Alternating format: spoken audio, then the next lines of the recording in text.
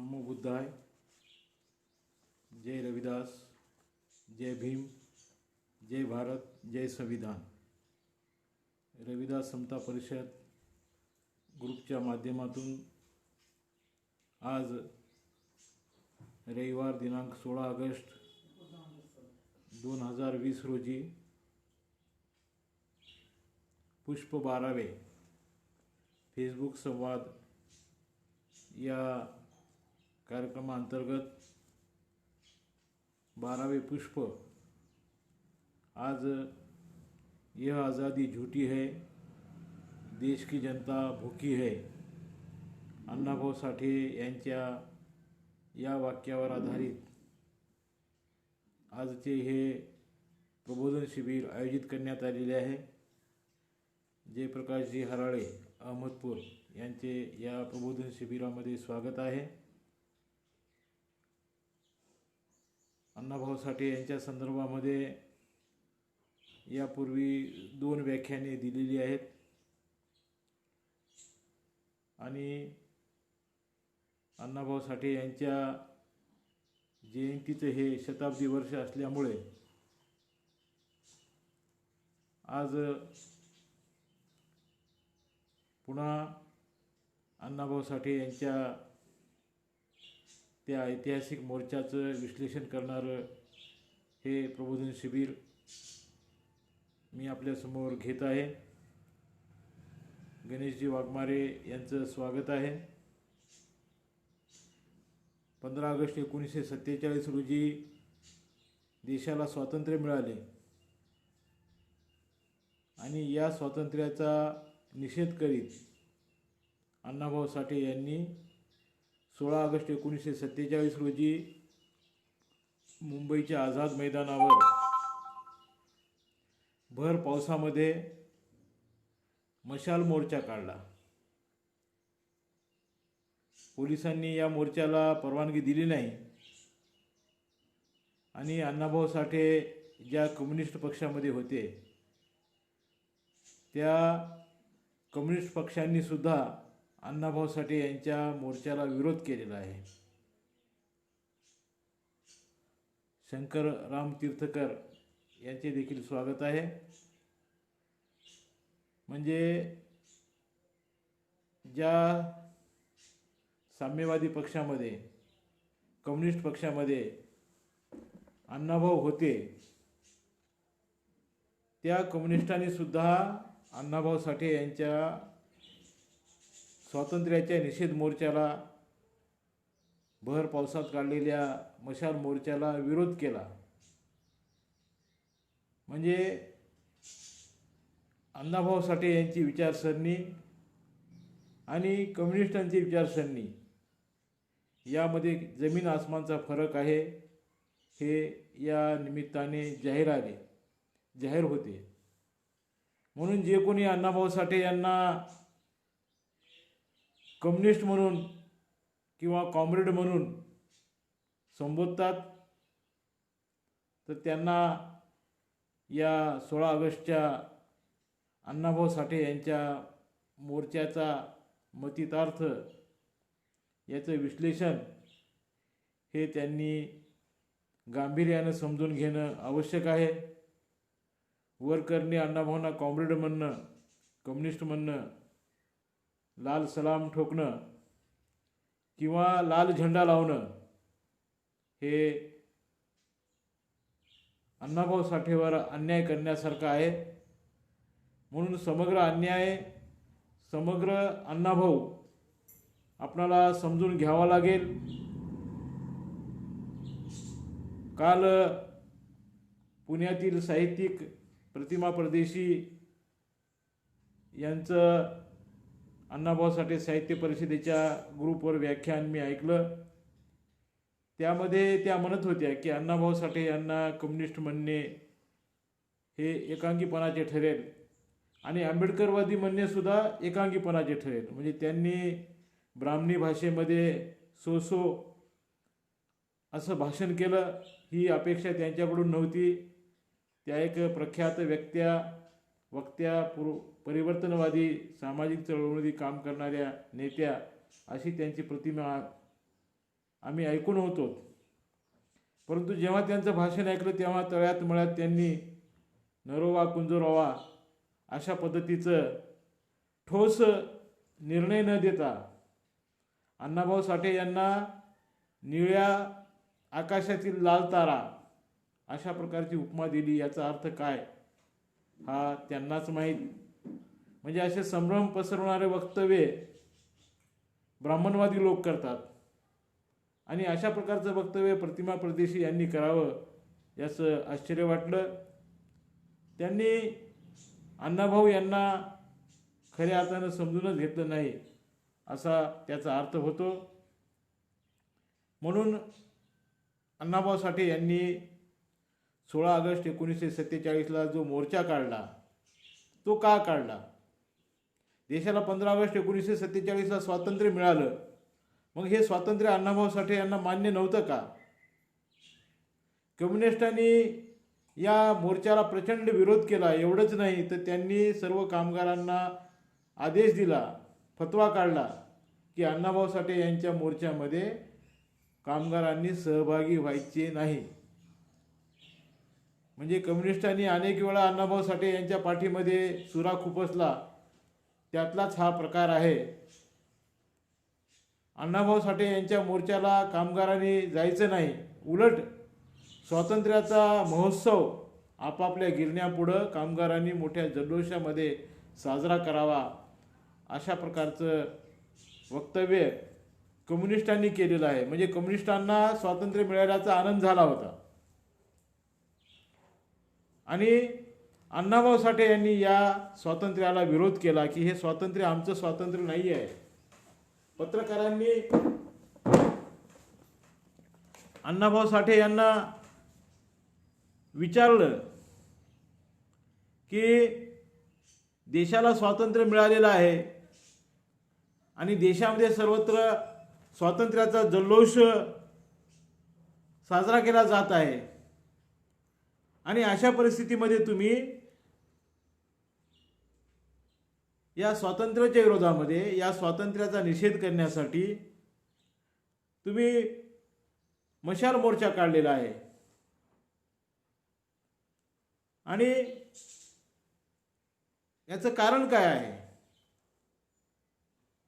मोर्चाच्या दरम्यान मुंबईच्या आझाद मैदानावर पत्रकारांनी अण्णाभाऊ साठे यांना गाठलं आणि विचारलं की बाबा देशामध्ये सर्वत्र कालच देशाला स्वातंत्र्य मिळालेलं आहे, इंग्रज हा देश सोडून गेलेले आहेत, याचा जल्लोष याचा उत्साह देशात संपूर्ण साजरा केला जात आहे.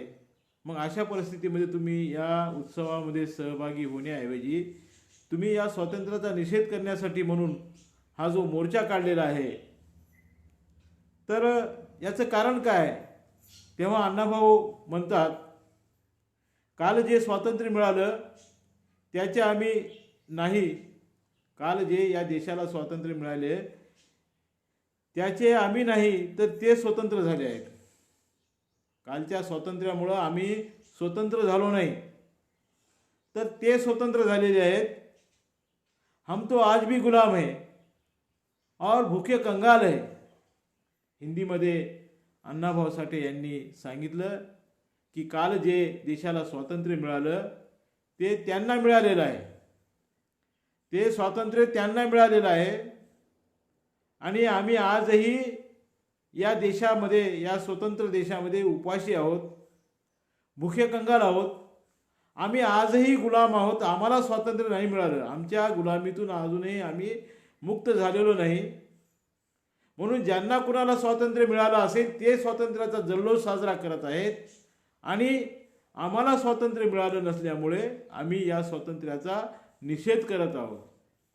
आणि कम्युनिस्ट जर या स्वातंत्र्याचा जल्लोष साजरा करत असतील तर त्यांना स्वातंत्र्य मिळालेलं आहे, कारण कम्युनिस्टांमध्ये सर्व भट बामण घुसलेले आहेत, म्हणून भटा बामणांना हे स्वातंत्र्य मिळालेलं आहे, म्हणून कम्युनिस्टांचा जल्लोष करत आहेत. पण मी भट बामण नाही, मी शूद्र आहे, मी दलित आहे, उपेक्षित आहे, या सनातनी व्यवस्थेचा मी गुलाम आहे आणि मला स्वातंत्र्य मिळालेलं नाही, माझ्या समाज बांधवांना स्वातंत्र्य मिळालेलं नाही. देशातील 85% उपेक्षित बहुजन समाजाला स्वातंत्र्य मिळालं नाही, आणि जे स्वातंत्र्य मिळालेलं आहे हे मुठभर मनुवाद्यांना स्वातंत्र्य मिळालेलं आहे. आम्हाला अजूनही स्वातंत्र्य मिळालं नाही, अजूनही आम्ही उपाशी आहोत, अजूनही आम्ही भुके कंगाल आहोत. म्हणून अण्णाभाऊ साठे यांनी त्या मोर्चाच्या वेळी हिंदीमधून नारा दिलेला आहे. हिंदीतून का नारा दिला? अण्णाभाऊ साठे यांच्या सर्व घोषणा त्या मोर्चामधील मराठीमध्ये होत्या, परंतु एक नारा अण्णाभाऊ साठे यांनी हिंदीमध्ये दिला, यह आज़ादी झूठी है, देश की जनता भूकी है. म्हणजे अण्णाभाऊ साठे यांनी हे जे स्वातंत्र्य मिळालेलं आहे हे स्वातंत्र्य खोटे स्वातंत्र्य आहे, आणि आजही या देशातील जनता उपाशी पोटी आहे. हा संदेश अण्णाभाऊ साठे यांनी हिंदीमधून यासाठी दिला की हिंदी ही राष्ट्राची भाषा होती, आणि राष्ट्रीय स्तरावरचा हा विचार अण्णाभाऊ साठे यांनी दिलेला आहे. ही समस्या केवळ महाराष्ट्राची नाही आहे, ही समस्या केवळ काही प्रांतांची नाही, तर ही समस्या संपूर्ण देशाची समस्या आहे. म्हणून अण्णाभाऊ साठे यांनी हिंदीमधून यह आज़ादी झूठी है, देश की जनता भूकी है हा संदेश हिंदीमधून दिलेला आहे. म्हणजे हा राष्ट्रीय प्रश्न आपल्या मोर्चाच्या माध्यमातून अण्णाभाऊ साठे यांनी उपस्थित केलेला आहे. अनिता देगलूरकर आणि उमाकांत कांबळे यांचं स्वागत आहे. आणि हे जे स्वातंत्र्य मिळालेलं आहे हे स्वातंत्र्य मुठभर लोकांना मिळालेलं आहे, आणि स्वातंत्र्याची दोन आंदोलने आहेत. एक आंदोलन टिळक, गोखले, रानडे, गांधी, नेहरू हे यांचं आंदोलन आहे. यांचं आंदोलन कशासाठी होतं? याला जे स्वातंत्र्याचं आंदोलन म्हणतात, हे आंदोलन कशासाठी होतं? भारताला इंग्रजांच्या गुलामीतून मुक्त करणे, देशाला ब्रिटिशांच्या गुलामीतून मुक्त करणे, यासाठी जे आंदोलन या देशामध्ये झालं त्याचं नेतृत्व टिळक, गोखले, रानडे, गांधी, नेहरू यांनी केलेलं आहे. आणि दुसरे जे आंदोलन आहे हे बुद्ध, बसवेश्वर, कक्कया, हरळया, रविदास, महात्मा ज्योतिराव फुले, राजर्षी छत्रपती शाहू महाराज, पेरियार रामास्वामी नायकर, विश्वरत्न डॉक्टर बाबासाहेब आंबेडकर, राष्ट्रसंत गाडगेबाबा, साहित्य सम्राट अण्णाभाऊ साठे यांनी जे दुसरं आंदोलन या देशामध्ये चालवलं, हे स्वातंत्र्याचं दुसरं आंदोलन, हे कशासाठी होतं? पहिलं आंदोलन टिळक, रानडे, गांधी, गोखले, नेहरू यांनी जे केलं ते देशातून इंग्रजांना हकलण्यासाठी केलं, इंग्रजांच्या गुलामीतून मुक्त होण्यासाठी. टिळक, गांधी, नेहरू, रानडे, गोखले यांनी हे पहिलं आंदोलन केलं की देशाला इंग्रजापासून मुक्त करण्यासाठी त्यांनी पहिलं आंदोलन केलं. पण दुसऱ्या आंदोलनाचं जे नेतृत्व होतं ते बाबासाहेब आंबेडकर, पेरियार रामास्वामी नायकर, राजर्षी छत्रपती शाहू महाराज, राष्ट्रसंत गाडगेबाबा, अण्णाभाऊ साठे यांनी हे जे स्वातंत्र्याचं दुसरं आंदोलन केलं ते आंदोलन होतं ब्राह्मणांच्या गुलामीतून मुक्त होण्यासाठी. आम्ही ब्राह्मणांच्या गुलामीतून मुक्त झालं पाहिजे. गांधी आणि नेहरू यांचा या संबंधानं संवाद आहे. गांधी म्हणतात की आमच्या स्वातंत्र्याच्या आंदोलनाला तुम्ही पाठिंबा द्या, तेव्हा बाबासाहेब म्हणतात की आम्ही तुमचे गुलाम आहोत, ब्राह्मणांचे गुलाम आहोत. अगोदर आम्हाला ब्राह्मणांच्या गुलामीतून मुक्त करा, तुमची गुलामी अगोदर तुम्ही बंद करा, आणि नंतर मग आम्ही इंग्रजांच्या गुलामीतून मुक्त होऊ. आम्ही इंग्रजांचे डायरेक्ट गुलाम नाही, इंग्रजांचे गुलाम तुम्ही आहात, पण तुमचे गुलाम आम्ही आहोत. म्हणून अगोदर आम्हाला तुमच्या गुलामीतून मुक्त करा. गांधी म्हणायचे की अगोदर आम्हाला इंग्रजांच्या गुलामीतून तर मुक्त होऊ द्या, नंतर आम्ही तुम्हाला आमच्या गुलामीतून मुक्त करू. तर हा संघर्ष बाबासाहेबांनी, अण्णाभाऊ साठे यांनी जो संघर्ष केलेला आहे तो ब्राह्मणांच्या गुलामीतून मुक्त होण्यासाठी. दिगंबरजी सोनटक्के यांचं स्वागत आहे. म्हणजे बाबासाहेब आंबेडकर आणि अण्णाभाऊ साठे या दोघांनाही 15 ऑगस्ट 1947ला जे स्वातंत्र्य मिळालं हे स्वातंत्र्य मान्य नव्हतं. कारण हे स्वातंत्र्य मुठभर उच्चवर्णीयांना स्वातंत्र्य मिळालं होतं. आणि या स्वातंत्र्यामध्ये इंग्रज जरी निघून गेले, गोरे इंग्रजांनी जरी हा देश सोडला, तर काळ्या इंग्रजांच्या हातामध्ये हा देश गेलेला आहे. म्हणजे आम्ही पर्यायाने काळ्या इंग्रजांचे गुलाम आहोत. म्हणून या गुलामीतून जोपर्यंत आमची मुक्तता होत नाही तोपर्यंत आम्हाला खरं स्वातंत्र्य मिळाले असा याचा अर्थ होत नाही. आणि जे पहिलं स्वातंत्र्य आहे 15 ऑगस्ट 1947ला मिळालेलं हे सर्वांना माहीत आहे. कारण हा अभ्यासक्रमामध्ये या स्वातंत्र्याचा इतिहास आहे. पण जी दुसरी स्वातंत्र्याची लढाई बाबासाहेब आंबेडकरांनी लढलेली आहे याचा इतिहास कोणाला माहीत आहे? याचा इतिहास कोण सांगणार? ब्राह्मणवादी लोकांच्या हातामध्ये लेखण्या होत्या, त्यांना लिहिण्याचा अधिकार होता, त्यांना बोलण्याचा अधिकार होता, त्यांना वाचण्याचा अधिकार होता. म्हणून त्यांनी पहिल्या स्वातंत्र्याचा इतिहास लिहून ठेवलेला आहे. तो आम्हाला शाळा कॉलेजमधून शिकवण्यात आलेला आहे. स्वातंत्र्याचा लढा हा देशाचा लढा म्हणून आम्हाला तो शिकवण्यात आलेला आहे. परंतु हा स्वातंत्र्याचा लढा हा देशाचा लढा नव्हता, तर या देशातील मुठभर भट ब्राह्मणांचा हा लढा होता, उच्चवर्णीयांचा लढा होता, बड्या जमीनदारांचा हा लढा होता, भांडवलदारांचा हा लढा होता. आणि तो स्वातंत्र्याचा लढा हा आमचा लढा नाहीये. आमचा लढा हा ब्राह्मणांच्या गुलामीतून मुक्त होण्याचा लढा आहे. म्हणून हे दुसरं जे स्वातंत्र्य युद्ध आमच्या महामानवांनी लढलं त्याचा इतिहास शाळा महाविद्यालयातून शिकविला जात नाही, विद्यापीठातून तो इतिहास शिकवला जात नाही.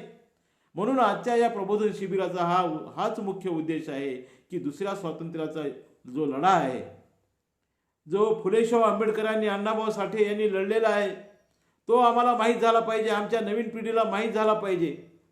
नसता पहिल्या स्वातंत्र्याचा लढाच आम्हाला शिकवला जातो आणि मग जे आमच्या विरोधामध्ये होते, ब्राह्मणांच्या गुलामीतून आम्हाला मुक्त करण्याच्या ज्या विरोधामध्ये होते ते आमचे लोकमान्य झाले, जे भटमान्य होते ते लोकमान्य झाले.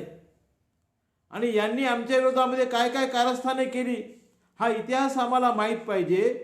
तो इतिहास अण्णाभाऊ साठे यांनी 16 ऑगस्ट 1947च्या त्या मोर्चातून सांगितला. वयाच्या अगदी 27व्या वर्षी अण्णाभाऊ साठे यांचा जन्म 1 ऑगस्ट 1920 रोजी झाला आणि अण्णाभाऊ साठे यांनी 16 ऑगस्ट 1947ला मुंबईच्या आझाद मैदानामध्ये मोर्चा काढला.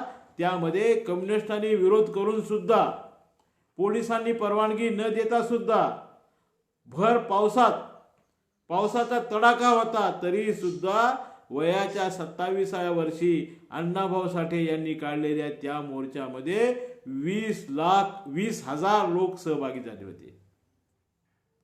त्या काळामध्ये 20,000 लोक संघटित करणं, भर पावसामध्ये त्यांना एकत्र आणणं आणि भर पावसामध्ये त्या लोकांचा मोर्चा काढणं ही साधी गोष्ट नव्हती. अण्णाभाऊ साठे यांच्यावर देशद्रोहाचा गुन्हा देखील दाखल झाला असता. अण्णाभाऊ साठे यांना अटकही झाली असती. लोक त्यांना देशद्रोही म्हणले असते, स्वातंत्र्याच्या विरोधातले म्हटले असते. पण या कशाचीही पर्वा न करता, पावसाची सुद्धा पर्वा न करता अण्णाभाऊ साठे यांनी व्यवस्थेच्या विरोधामध्ये प्रचंड असा 20,000 लोकांचा मोर्चा मुंबईमध्ये काढलेला आहे. म्हणजे बाबासाहेब आंबेडकरांनी सुद्धा ज्या पद्धतीचा संघर्ष या दुसऱ्या आझादीसाठी, दुसऱ्या स्वातंत्र्यासाठी बाबासाहेब आंबेडकरांनी ज्या पद्धतीचा संघर्ष केला त्याच पद्धतीचा संघर्ष अण्णाभाऊ साठे यांनी सुद्धा न डगमगता, न भीता, अत्यंत खंबीरपणे, अत्यंत धाडसाने 16 ऑगस्ट 1947ला मोर्चा काढून या कथित स्वातंत्र्याचा निषेध अण्णाभाऊ साठे यांनी केलेला आहे. ही गोष्ट आम्ही समजून घेतली पाहिजे की फुले शाहू आंबेडकर अण्णाभाऊ यांनी या पहिल्या स्वातंत्र्याचा विरोध का केलेला आहे. ही गोष्ट आम्ही समजून घेतली पाहिजे. म्हणून हे दुसरं जे आंदोलन आहे, स्वातंत्र्याचा जो दुसरा लढा आहे, तो सुद्धा आम्ही समजून घेतला पाहिजे.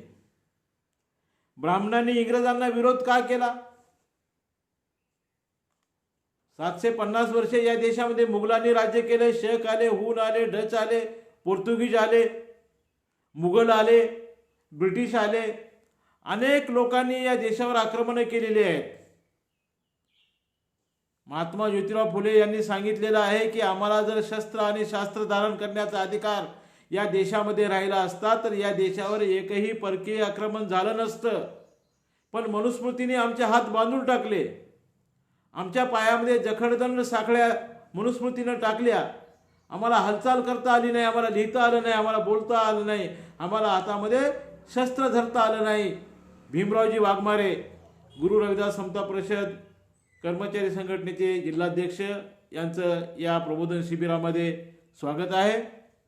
जय भीम, जय रविदास. तर या आंदोलनामध्ये आम्हाला बहुजन समाजाला मोठ्या प्रमाणामध्ये स्वातंत्र्याच्या पहिल्या आंदोलनामध्ये, कारण उच्चवर्णीयांची संख्या ही मुठभर आहे, म्हणून बहुजन समाजाची दिशाभूल करून त्यांनी मोठ्या प्रमाणामध्ये बहुजन समाजाचा वापर इंग्रजांना घालवण्यासाठी केलेला आहे. पण हे यांच्या हिताचा हा निर्णय होता का? महात्मा ज्योतिराव फुले यांनी शाळा सुरू केल्या, आम्हाला लिहिण्याचा अधिकार दिला, शिक्षणाची कवाडं आमच्यासाठी उघडली. हा ऐतिहासिक निर्णय महात्मा ज्योतिराव फुले यांनी घेतला. त्यांना आर्थिक मदत इंग्रजांकडून मिळत होती. कमिशन पुढे इंग्रजांच्या महात्मा ज्योतिराव फुले यांनी लेखी अर्ज करून आर्थिक मदत तुटपुंजी आहे. शाळा मोठ्या प्रमाणामध्ये वाढलेल्या आहेत, मुलांची संख्या वाढलेली आहे, म्हणून अनुदान वाढवून द्या, ही मागणी महात्मा ज्योतिराव फुले यांनी केलेली आहे. त्यांच्या माध्यमातून या देशामध्ये शाळा चालत होत्या. त्यांच्या माध्यमातून इथे रेल्वे आले, कारखाने आले, सैन्यामध्ये दलितांची भरती होऊ लागली. बाबासाहेबांचे वडील रामजी हे सुद्धा सुभेदार झाले. म्हणजे ही इंग्रजांच्या धोरणामुळं या देशामध्ये शिक्षण आलं, या देशामध्ये कारखाने आले, या देशामध्ये उद्योग आले. यामुळं ब्राह्मणवाद्यांना असं वाटू लागलं की आता मनुस्मृतीचं राज्य संपुष्टात येणार, आता वैदिक संस्कृती लयास जाणार आणि या देशातला बहुजन समाज शहाणा होणार. म्हणून हे कुठतरी थांबलं पाहिजे, म्हणून त्यांनी इंग्रजांना हाकलण्याची मोहीम हातामध्ये घेतलेली आहे. बहुजन समाजाचं भलं होत आहे, या देशाचा विकास होत आहे, शूद्र अतिशूद्र समाज शैक्षणिकदृष्ट्या प्रगत होत आहे. शिक्षणाची दारं त्यांच्यासाठी महात्मा ज्योतिराव फुले यांनी उघडलेली आहेत आणि हे इंग्रज अधिकारी महात्मा ज्योतिराव फुले यांना मदत करत आहेत. म्हणून हे कुठतरी थांबलं पाहिजे. यासाठी या देशातील मुठभर मनुवाद्यांनी मग स्वातंत्र्याचं आंदोलन चालू केलं. मग चले जाओ, इंग्रजांना चले जाओचा नारा दिला. तुम्ही हा देश सोडा. का? कारण तुम्ही या देशामध्ये सुधारणा करत आहात, दलितांना शिक्षण देत आहात, त्यांना सैन्यामध्ये सहभागी करून घेत आहात, त्यांना नोकऱ्यामध्ये प्रतिनिधित्व देत आहात. मग यामुळं मनुवाद्यांना वाटलं की आपल्या अस्तित्वाला कुठतरी धोका निर्माण होत आहे. मुघल आले, पण त्यांनी आमच्या अस्तित्वाला धोका निर्माण करण्याचा प्रयत्न केला नाही. म्हणून 750 वर्ष त्यांनी राज्य केलं, पण त्यांना ब्राह्मणांनी विरोध केला नाही. त्यांनी मोगलांचं मांडलिकत्व पत्करलं. मोगलांना कसल्याही प्रकारचा विरोध न करणाऱ्या ब्राह्मणांनी इंग्रजांना मात्र विरोध केला. यासाठी 3 घटना जबाबदार आहेत. त्यापैकी 1774 मध्ये इंग्रजांनी एका हत्या प्रकरणामध्ये नंदकुमार देव या ब्राह्मणाला फाशीची शिक्षा दिली. त्यामुळं देशातील ब्राह्मण खवळले. मनुस्मृतीनुसार ब्राह्मणांनी काही जरी गुन्हा केला, हत्या जरी केली, तरी ब्राह्मणाला शिक्षा देऊ नये. शूद्रांनी जर गुन्हा केला तर त्याला शिक्षा द्यावी. पण ब्राह्मणांनी कोणताही हत्या, कोणतीही अपराध, कोणताही गुन्हा केला, बलात्कार जरी केला, कोणाचा खून जरी केला, तरी ब्राह्मणांना शिक्षा देऊ नये. कारण ते प्रत्यक्ष देवाचे दूत आहेत. ब्राह्मण म्हणजे प्रत्यक्ष देवाचा संदेश देणारे, देवाचे मंत्र आम्हाला सांगणारे ब्राह्मण हे देवदूत आहेत, भूदेव आहेत, या जमिनीवरचे ते देव आहेत. म्हणून त्यांनी कोणताही अपराध केला तर त्यांना शिक्षा देऊ नये, हा मनुस्मृतीचा दंडक, हा मनुस्मृतीचा नियम. परंतु इंग्रजांनी या मनुस्मृतीच्या नियमाला न जुमानता ब्रिटिश कंपनी ॲक्ट प्रमाणे नंदकुमार देव या ब्राह्मणाला त्यांनी फाशीची शिक्षा दिली. ही पहिली घटना आहे. आणि दुसरी घटना, इंग्रजांनी या देशामध्ये 3 विश्वविद्यालयांची निर्मिती केली. यामुळे सुद्धा ब्राह्मण खवळले. म्हणजे आता शिक्षण हे बहुजन समाजाला खुलं होणार. विद्यापीठं इंग्रजांनी एक कलकत्ता, एक चेन्नई आणि एक मुंबई असे 3 ठिकाणी इंग्रजांनी विद्यापीठाची स्थापना केली. या दुसऱ्या घटनेमुळे सुद्धा इंग्रजांच्या पायाखालची माती सरकली. त्यामुळे सुद्धा त्यांनी इंग्रजांना चले जाओ म्हटलं. आणि तिसरं म्हणजे सगळ्यात महत्त्वाचा निर्णय इंग्रजांनी घोषित केला तो 1918 मध्ये नंदकुमार देव यांची हत्या झाली 1774 मध्ये. त्यामुळे ब्राह्मण खवळले. 3 विश्वविद्यालयांची इंग्रजांनी स्थापना केली 1854 मध्ये. त्यामुळं ब्राह्मण खवळले.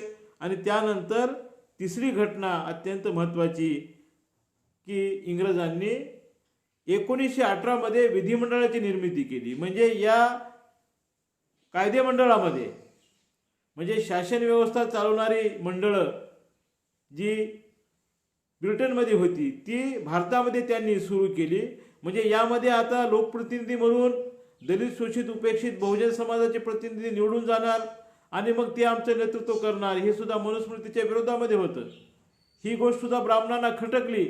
म्हणून त्यांनी या 3 कारणासाठी, नंदकुमार देव यांची हत्या, 3 विश्वविद्यालयांची निर्मिती आणि विधिमंडळाचं गठन, या 3 गोष्टींसाठी ब्राह्मणांनी इंग्रजांना चले जाऊचं नारा दिलेला आहे. 1918 मध्ये आणखी एक घटना घडली. ब्राह्मणांनी त्या घटनेला सुद्धा मोठ्या प्रमाणामध्ये विरोध केलेला आहे.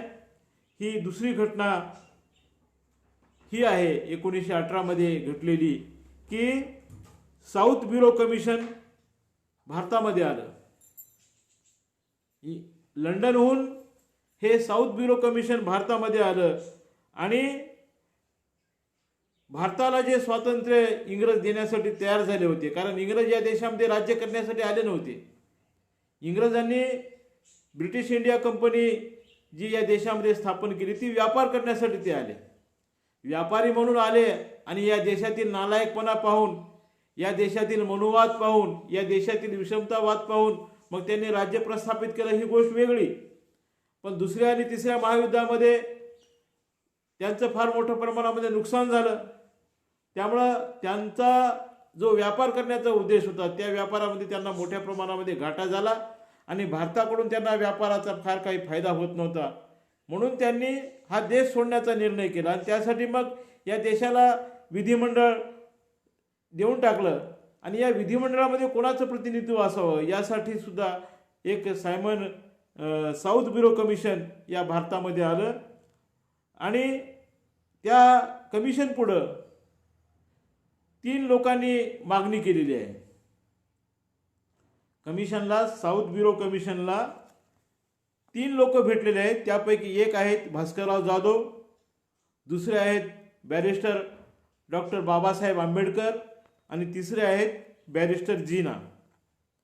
भास्करराव जाधव हे मराठा कुणबी समाजाचे, ओबी समाजाचं नेतृत्व त्यांनी केलेलं, ओबीसी समाजाचं नेतृत्व त्यांनी केलं. सत्यशोधक समाजाचे ते अध्यक्ष होते. महात्मा ज्योतिराव फुले यांनी जो सत्यशोधक समाज स्थापन केला त्यांच्या पश्चात भास्करराव जाधव हे MA LLB झालेले, त्या काळामध्ये ते सत्यशोधक समाजाचे अध्यक्ष होते. आणि 1895 मध्ये राजर्षी छत्रपती शाहू महाराज यांनी त्यांच्या कोल्हापूर संस्थानामध्ये भास्करराव जाधव यांना सरसुभे म्हणून नियुक्ती दिली आणि त्यामुळे सुद्धा ब्राह्मणवादी खवळले होते. 1895 जेव्हा कोल्हापूरच्या सरसुभे या पदावर, सरसुभे म्हणजे आताचं कलेक्टर पद, जिल्हाधिकारी पद, तर एका मराठा कुणबी समाजाच्या व्यक्तीला राजर्षी छत्रपती शाहू महाराज यांनी कलेक्टर म्हणून नेमणं, जिल्हाधिकारी म्हणून नेमणं ही सुद्धा ब्राह्मणांना खटकली गोष्ट. टिळकांनी केसरी या त्यांच्या वर्तमानपत्रातून या भास्करराव जाधव यांच्या विरोधामध्ये फार मोठी आघाडी त्यांनी उघडली, फार मोठं लिखाण केलेलं आहे की आता ब्राह्मणांचं काही खरं नाही, आता आम्ही काय करावं, आणि हे Kunbi, Marathi, OBC, SC ST लोक आमच्यासारखे काम करू शकतील का. न्यायमूर्ती रानडे हे परांजपे यांना विचारतात की का हो परांजपे, आम्ही ज्या पद्धतीनं प्रामाणिकपणानं काम करतो त्या पद्धतीनं हे कुणबी लोक काम करतील का हो, असं त्यांना प्रश्न पडायचा. पण शाहू महाराजांनी 1895ला भास्करराव जाधव यांना सरसुभे नियुक्त केलं, कारण हे क्वालिफाईड होते, MA LLB ते झालेले होते. मग यांनी साऊथ ब्युरो कमिशन पुढं प्रतिनिधित्वाची मागणी केली. ओबीसींना प्रतिनिधित्व द्या विधिमंडळामध्ये. तुम्हाला जर प्रतिनिधित्व द्यायचं असेल, या देशाला जर स्वातंत्र्य द्यायचं असेल तर त्यामध्ये ओबीसीचा वाटा असला पाहिजे, मराठी कुणबी समाजाचा वाटा असला पाहिजे, अशा प्रकारची मागणी त्यांनी केली. आणि बाबासाहेब आंबेडकरांनी अस्पृश्यांना त्या विधिमंडळामध्ये प्रतिनिधित्व असलं पाहिजे, या प्रकारची मागणी बाबासाहेब आंबेडकरांनी केली.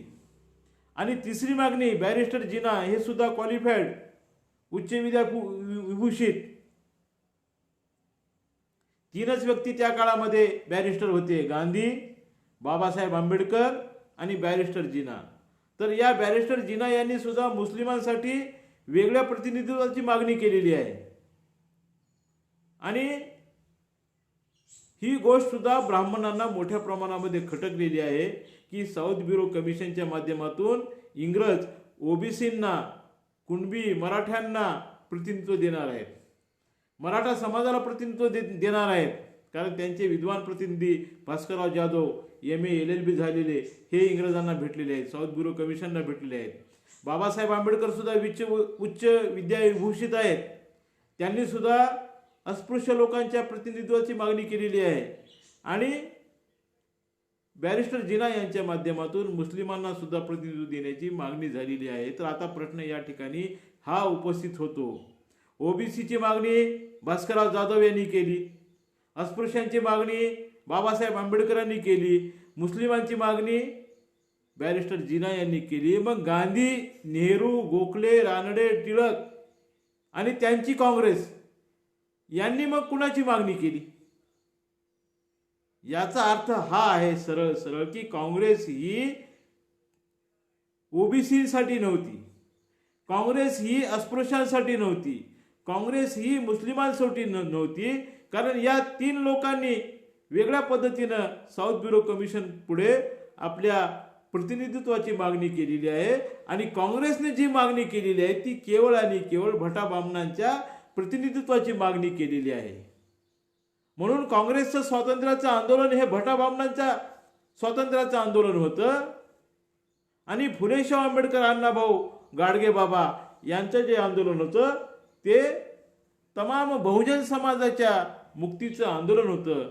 ब्राह्मणवादांच्या झोपडातून आमची मुक्ती झाली पाहिजे यासाठी हे आंदोलन होतं. आणि यासाठी अण्णाभाऊ साठे यांनी मोर्चा काढला होता, यासाठी अण्णाभाऊ साठे यांनी नारा दिला होता की ये आज़ादी झूठी है, देश की जनता भूकी है. कारण देशाची भयानक परिस्थिती आम्ही पाहिलेली आहे. आणि जेव्हा हे साऊथ ब्युरो कमिशन पुढे तीन जातींचे वेगवेगळे प्रतिनिधित्व मंडळ गेलेलं आहे, याचा राग व्यक्त करण्यासाठी काँग्रेसचे नेते, आम्ही लोकमान्य म्हणत नाही, काँग्रेसचे नेते टिळक यांनी कर्नाटकमध्ये बेळगावच्या जवळ कोल्हापूर संस्थानला लागून असलेल्या अथनी या शहरामध्ये जाऊन त्यांनी सभा घेतलेली आहे आपला राग व्यक्त करण्यासाठी. कोणावर राग व्यक्त करायचा होता त्यांना? भास्करराव जाधवावर राग व्यक्त करायचा होता. म्हणजे अप्रत्यक्षपणे त्यांना राजर्षी छत्रपती शाहू महाराज यांच्यावर राग व्यक्त करायचा होता. पण ते डायरेक्ट कोल्हापूरमध्ये गेले नाही, कारण शाहू महाराज पैलवान होते, त्यांना माहीत आहे की हे आपल्याला तिथं चितपट केले असते. म्हणून त्यांनी कर्नाटकमध्ये बेळगावच्या जवळ अथनी या ठिकाणी जाऊन जाहीर सभा टिळकांनी घेतली. आणि त्या सभेमध्ये टिळक म्हणतात, तेली, तांबोळी आणि कुणबटांनी विधिमंडळात जाऊन काय नांगर हाकायचा आहे काय? तेली, तांबोळी आणि कुणबटांनी हा शब्द वापरलेला आहे. कुणबी असा शब्द नाही वापरला. टिळकांनी मुद्दाम कुणब्याला म्हणजे आजच्या मराठा समाजाला शिवी दिलेली आहे. तेली, तांबोळी आणि कुणबटांनी विधिमंडळात जाऊन काय नांगर हाकणार आहेत काय? कशासाठी पाहिजे यांना प्रतिनिधित्व?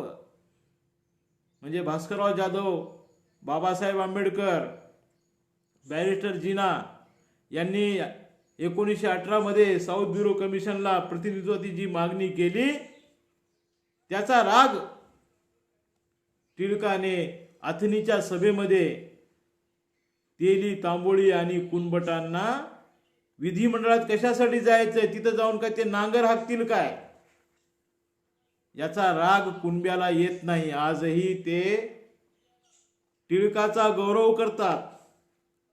टिळकाने सुरू केलेल्या गणेशोत्सवामध्ये कुणबी मोठ्या प्रमाणामध्ये सहभागी होऊन नाचतात.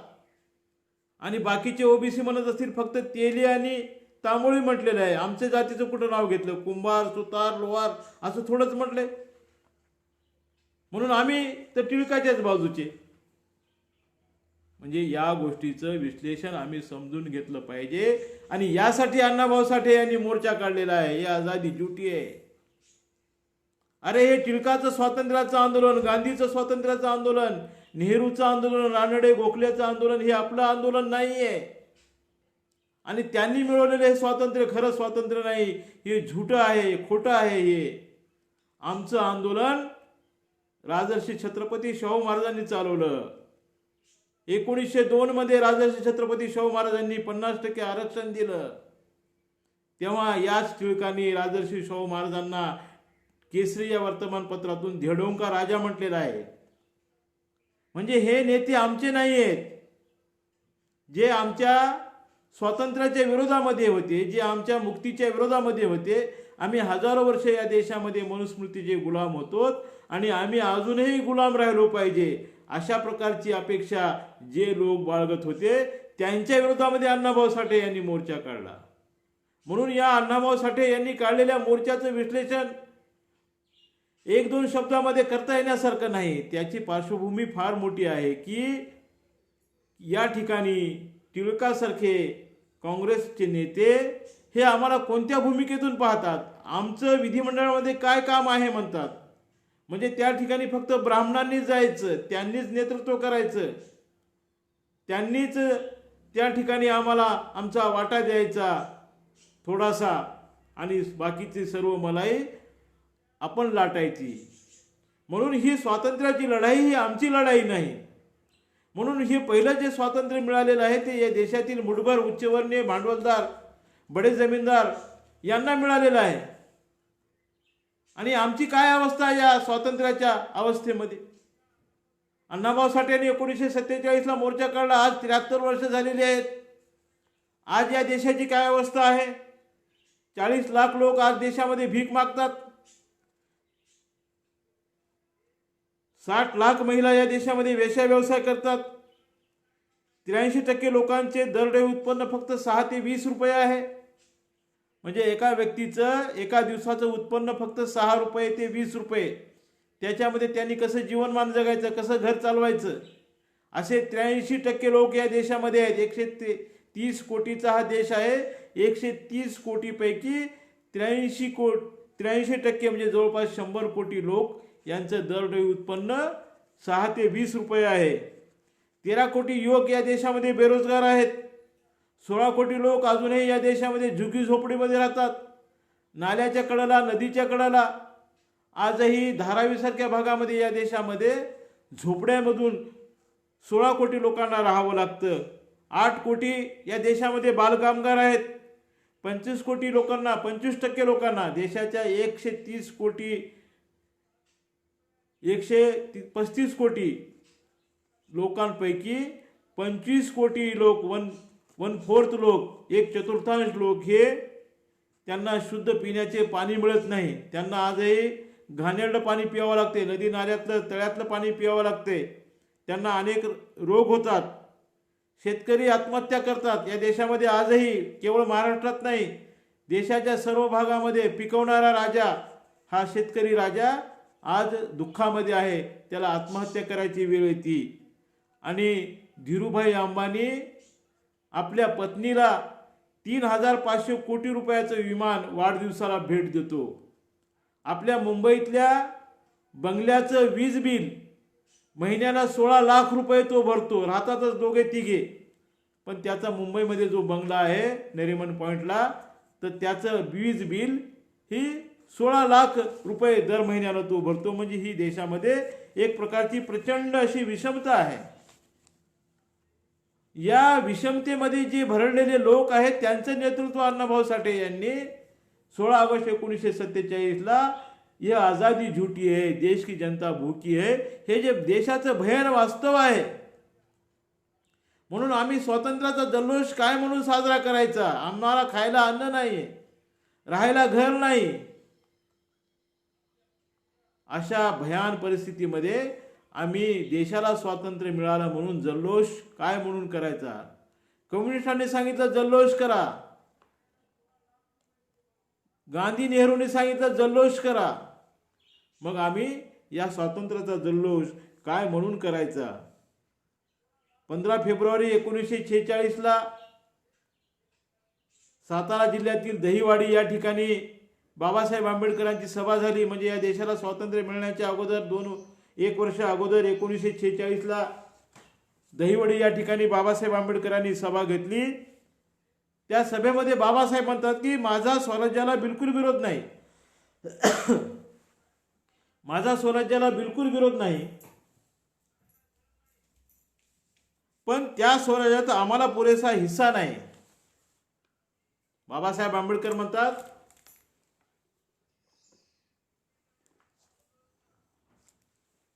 माझा स्वराज्याला बिलकुल विरोध नाही. देशामध्ये जे स्वातंत्र्याचं आंदोलन चालू आहे, भट बामण स्वातंत्र्याचं आंदोलन करत आहेत,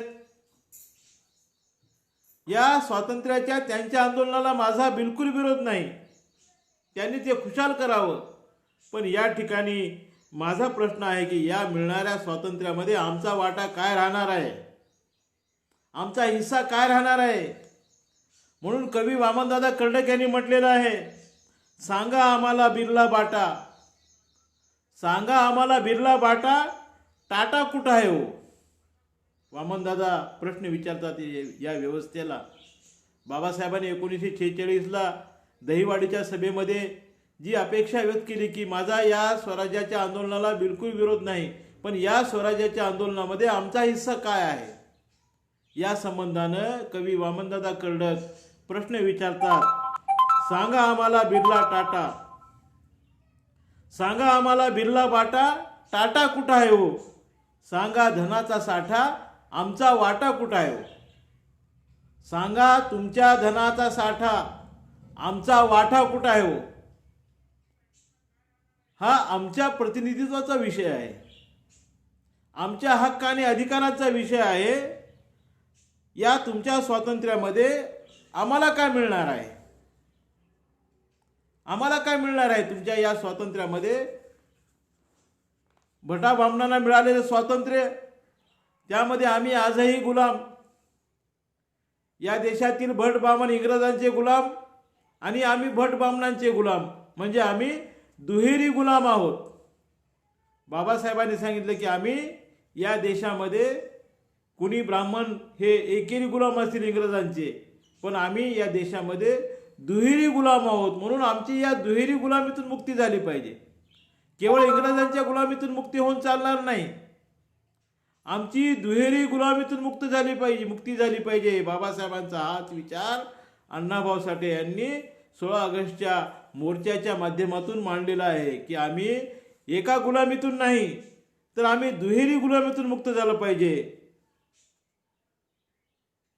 आणि 1930 ते 32च्या दरम्यान लंडनमध्ये ज्या गोलमेज परिषदा झालेल्या आहेत, अस्पृश्यांच्या न्याय व हक्कासाठी बाबासाहेब आंबेडकरांनी या गोलमेज परिषदेमध्ये भारताचं प्रतिनिधित्व केलं. गांधीने सांगितलं की नाही, दलितांचे नेते बाबासाहेब नाहीत, मीच या देशाचा नेता आहे. त्यामध्ये दलित सुद्धा आले. मी संपूर्ण देशाचा नेता आहे, त्यामध्ये दलित सुद्धा आले, म्हणजे मी देशातील दलितांचा नेता सुद्धा मीच आहे, हे गांधींनी दुसऱ्या गोलमेज परिषदेमध्ये लंडनमध्ये सांगण्याचा प्रयत्न केला. बाबासाहेब त्या परिषदेला उपस्थित होते. बाबासाहेबांनी गांधीला अक्षरशः त्या ठिकाणी नग्न केलं की आम्ही आजही तुमच्या गुलामीमध्ये आहोत आणि तुम्ही जर आमचे नेते आहात तर आम्हाला पाण्याला स्पर्श का करू दिला जात नाही, आम्हाला मंदिरामध्ये प्रवेश का दिला जात नाही, आम्हाला पाणवठ्यावर का येऊ दिलं जात नाही, आम्हाला समान हक्क आणि अधिकार का मिळत नाहीत, हा प्रश्न गांधींना गोलमेज परिषदेमध्ये बाबासाहेबांनी विचारला. त्यावेळी गांधी निरुत्तर झाले होते. पहिली गोलमेज परिषद 12 नोव्हेंबर 1930 ला झालेली आहे. दुसरी गोलमेज परिषद 7 सप्टेंबर 1931 ला झालेली आहे. तिसरी गोलमेज परिषद 17 ऑगस्ट 1932 ला झालेली आहे. आणि या तीनही परिषदेमध्ये अस्पृश्यांच्या भयानक जीवनाचे साऱ्या जगाला दर्शन झालेलं आहे. भारतामध्ये कशी अस्पृश्यता आहे, भारतामध्ये मनुवाद कसा प्रभावी आहे, हे या तीनही गोलमेज परिषदेच्या माध्यमातून भारतातील अस्पृश्यांचे प्रश्न बाबासाहेब आंबेडकरांनी जगाच्या वेशीवर मांडलेले आहेत. त्यामुळं भारताची छितू झालेली आहे जगामध्ये. गांधीची छितू झालेली आहे की एकीकडे तुम्ही स्वातंत्र्याच्या चळवळीचं नेतृत्व करता आणि तुमच्या देशातील दलितांना, शूद्रांना, उपेक्षितांना तुम्ही हीन दर्जाची, अमानवी अशी वागणूक देता. ही गोष्ट त्या गोलमेज परिषदेच्या माध्यमातून जगाच्या वेशीवर मांडण्यात आलेली आहे. त्यामुळं इंग्रजांनी त्या गोलमेज परिषदेचा सार काढला आणि बाबासाहेब आंबेडकरांना काही विशेष असे अधिकार इंग्रजांनी देऊ केले. देशाला स्वातंत्र्य मिळाल्यानंतर बाबासाहेब आंबेडकर यांच्या नेतृत्वाखाली दलितांना काही विशेष अधिकार देण्याची घोषणा इंग्रजांनी केली. त्यामध्ये स्वतंत्र मतदारसंघाचा एक अधिकार होता. आणि ही गोष्ट गांधीला समजल्यानंतर गांधीने 20 सप्टेंबर 1932 ला पुण्याच्या येरवडा जेलमध्ये, येरवडा तुरुंगामध्ये ते कैदी होते. येरवडा तुरुंगामध्ये दलितांना जे गोलमेज परिषदेतून स्वतंत्र मतदारसंघाचा अधिकार मिळाला होता तो त्यांना मिळू नये म्हणून गांधीने 20 सप्टेंबर 1932 ला येरवडा तुरुंगामध्ये उपोषण सुरू केलं. आणि माझा प्राण गेला तरी हरकत नाही, काय म्हणतात गांधी उपोषण सुरू करताना येरवडा तुरुंगामध्ये 20 सप्टेंबर 1932 ला गांधी म्हणतात की माझा जीव गेला तरी बेहत्तर, पण मी स्वतंत्र असं दलितांना काहीही मिळू देणार नाही. जे काही मिळेल ते आमच्याबरोबर मिळेल, परंतु त्यांच्यासाठी विशेष असे हक्क आणि अधिकार, स्वतंत्र मतदारसंघ तर माझा जीव गेला तरी मी मिळू देणार नाही. इतकी टोकाची भूमिका गांधींनी घेतलेली आहे. म्हणून जे कोणी स्वतःला गांधीवादी म्हणवतात दलित नेते, जे कोणी काँग्रेसचे कार्यकर्ते म्हणवतात स्वतःला, त्यांनी गांधीची ही विचारधारा दलितांच्या विरोधामध्ये, माझा प्राण गेला तरी हरकत नाही पण मी दलितांना स्वतंत्र मतदारसंघ मिळू देणार नाही, म्हणून गांधींनी उपोषण सुरू केलं. आणि देशातील तमाम उच्चवर्णीय लोकांनी बाबासाहेब आंबेडकरांवर दबाव टाकला की तुम्ही तुमचा स्वतंत्र मतदारसंघाचा अधिकार सोडून द्या, म्हणजे गांधी उपोषण मागे घेतील आणि त्यांचा जीव वाचेल. नसता गांधी मरतील आणि गांधीचा मृत्यू झाला तर ते पाप तुम्हाला लागेल. तुम्हाला स्वतंत्र मतदारसंघ मिळेल पण देश गांधीला मुकेल. म्हणून गांधीचे प्राण वाचवा आणि स्वतंत्र मतदारसंघाचा निर्णय मागे घ्या, अशा प्रकारचा दबाव बाबासाहेब आंबेडकरांवर मीडियाच्या माध्यमातून, तमाम उच्चवर्णीय नेत्यांच्या माध्यमातून बाबासाहेब आंबेडकरांना सतत रात्रंदिवस टॉर्चर करण्यात येत होतं, मानसिक छळ करण्यात येत होता. काही लोकांनी धमक्या देखील देण्याचं काम केलेलं आहे. बाबासाहेब गांधी जर मेले तर मग आम्ही तुम्हाला देखील मारून टाकू, म्हणजे या टोकापर्यंत काही लोकांनी भूमिका घेतल्या होत्या. बाबासाहेबांनी सुद्धा कठोर भूमिका घेतली होती. काही झालं तरी चालेल, माझा प्राण गेला तरी चालेल, पण मी माझा जो मला हक्क आणि अधिकार ब्रिटिशांकडून गोलमेज परिषदेच्या माध्यमातून मिळालेला आहे तो मी सोडणार नाही. राजेंद्रजी माने कोल्हापूर यांचं स्वागत आहे. तर जो हक्क आणि अधिकार मला मिळालेला आहे तो मी सोडणार नाही, परंतु बाबासाहेबांवर दबाव वाढत गेला. आता यामध्ये आणखी एक महत्त्वाची गोष्ट ही आहे की त्याच गोलमेज परिषदेमध्ये ब्रिटिशांनी युरोपियन लोकांना वेगळा मतदारसंघ दिला, अँग्लो इंडियन लोकांना वेगळा मतदारसंघ दिला, भारतीय ख्रिश्चनांना वेगळा मतदारसंघ दिला, मुसलमान व शीख यांच्यासाठी वेगळ्या, अल्पसंख्याक म्हणून यांच्यासाठी वेगळ्या मतदारसंघाची तरतूद केली. गांधींनी सांगितलं मला त्यांना मला विरोध नाही. या शिखांसाठी, मुसलमानांसाठी, युरोपियन लोकांसाठी, ख्रिश्चनांसाठी मी विरोध करणार नाही, पण अस्पृश्यांना मी काही मिळू देणार नाही. यावरून आपण समजून घेतलं पाहिजे. गांधींनी मुसलमानांना विरोध नाही केला, गांधींनी शिखांना विरोध नाही केला, गांधींनी युरोपियन लोकांना, ख्रिश्चन लोकांना, अँग्लो इंडियन यांना सवलती मिळायला हरकत नाही, पण मी अस्पृश्यांना कोणत्याही परिस्थितीमध्ये सवलती मिळू देणार नाही. बाबासाहेब आंबेडकरांना मी कोणत्याही परिस्थितीमध्ये गोलमेज परिषदेमधले हक्क आणि अधिकार मिळवून देणार नाही, अशी टोकाची भूमिका गांधींनी घेतली.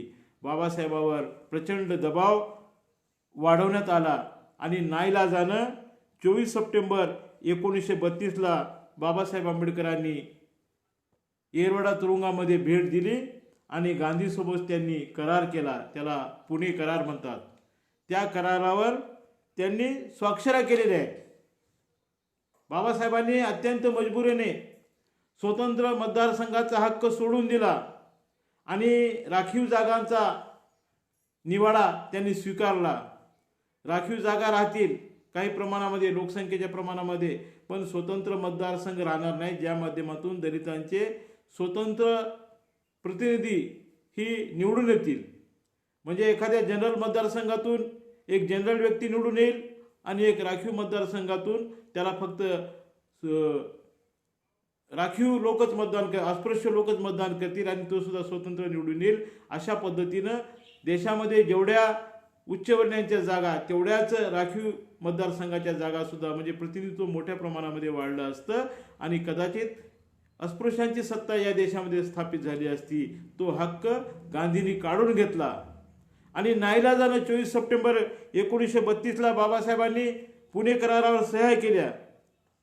26 सप्टेंबरला हा करार लंडनला पाठवण्यात आला, त्यावर ब्रिटिशांनी मान्यता दिली आणि त्यानंतर 27 सप्टेंबरला गांधींनी उपोषण सोडलं. म्हणजे 24 सप्टेंबरला करारावर सह्या झाल्या तरी गांधीचा विश्वास नव्हता. बाबासाहेब आंबेडकर केव्हा पुन्हा लंडनला जातील आणि केव्हा पुन्हा हा करार रद्द करून घेतील, म्हणून गांधींना बाबासाहेबांवर विश्वास नव्हता. म्हणून ते 3 दिवस आणखी थांबले. 24 सप्टेंबरला करार झाल्यानंतरही 3 दिवस थांबले आणि 27 सप्टेंबरला त्यांनी आपलं उपोषण सोडलं. म्हणजे 20 सप्टेंबरपासून ते 27 सप्टेंबरपर्यंत 7 दिवस गांधींनी अस्पृश्यांच्या विरोधामध्ये आंदोलन केलं, अस्पृश्यांच्या विरोधामध्ये उपोषण केलेलं आहे. मनोज वडजकर आणि समाज टीव्हीचे विजय वाठवरे यांचं स्वागत आहे. रविकुमार पाचकोरे यांचं देखील या शिबिरामध्ये स्वागत आहे. आणि मग बाबासाहेबांनी 1942 मध्ये, म्हणजे तब्बल 10 वर्षांनी बाबासाहेबांनी सांगितलं की गांधींनी खेळलेली ही राजकीय खेळी होती. पुणे करारावर मला सह्या करायला लावल्या बाबासाहेबांनी, ही त्यांनी खेळलेली एक राजकीय खेळी होती.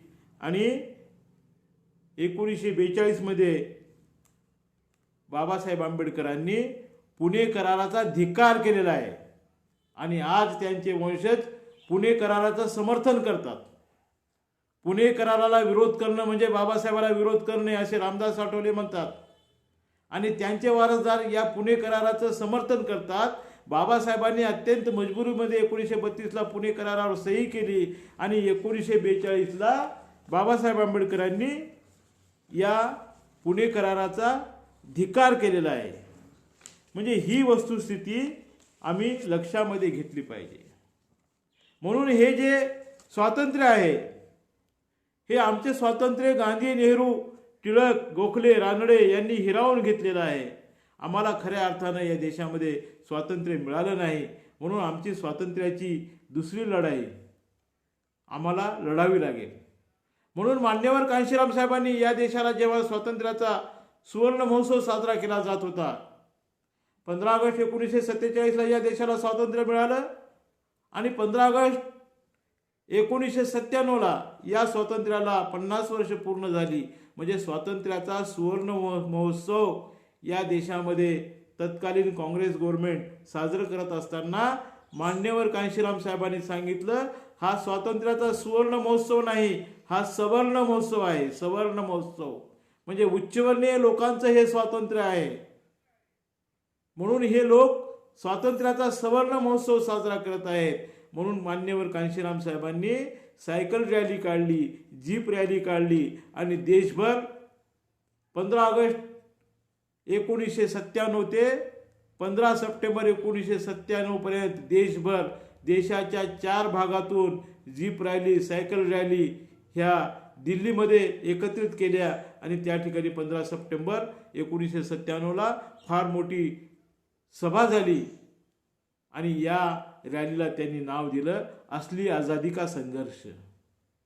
म्हणजे हा आमच्या स्वातंत्र्याच्या आंदोलनाची खरी सुरुवात आहे आणि ती आम्हाला या देशामध्ये करावी लागणार आहे. अशा प्रकारचा संदेश मान्यवर कांशीराम साहेबांनी दिलेला आहे. या गोष्टीचा आम्हाला विसर पडलेला आहे, म्हणून या सर्व गोष्टी उजळणी स्वरूपामध्ये आमच्या समोर आल्या पाहिजेत. या उद्देशानं आज या असली आझादी का संघर्ष आणि अण्णाभाऊ साठे यांनी 15 ऑगस्ट 1947ला काढलेलं ये आज़ादी झूठी है, देश की जनता भूकी है, हा जो निषेध मोर्चा, मशाल मोर्चा भर पावसामध्ये अण्णाभाऊ साठे यांनी काढलेला आहे, या संबंधाचा आढावा आपण या 1 तासाच्या प्रबोधन शिबिरामधून घेतलेला आहे. आणि हे 12वं प्रबोधन शिबिर या ठिकाणी संपन्न झालेलं आहे. या प्रबोधन शिबिराचं 13वं पुष्प येत्या गुरुवारी दिनांक 20 ऑगस्ट 2020 रोजी रात्री 7:30 वाजता गुरु रविदास भ्रम आणि वास्तव भाग 2. 6 ऑगस्ट रोजी आपण गुरु रविदास भ्रम आणि वास्तव हा विषय आपण प्रबोधन शिबिरामध्ये घेतलेला आहे, परंतु विषय व्यापक असल्यामुळे तो अर्धवट राहिलेला आहे. म्हणून येत्या 20 ऑगस्ट 2020 रोजी गुरुवारी रात्री 7:30 वाजता गुरु रविदास भ्रम आणि वास्तव भाग 2 या विषयावर आपण प्रबोधन शिबिरामध्ये भेटणार आहोत. धन्यवाद. नमो बुद्धाय. जय रविदास. जय भीम. जय भारत. जय संविधान.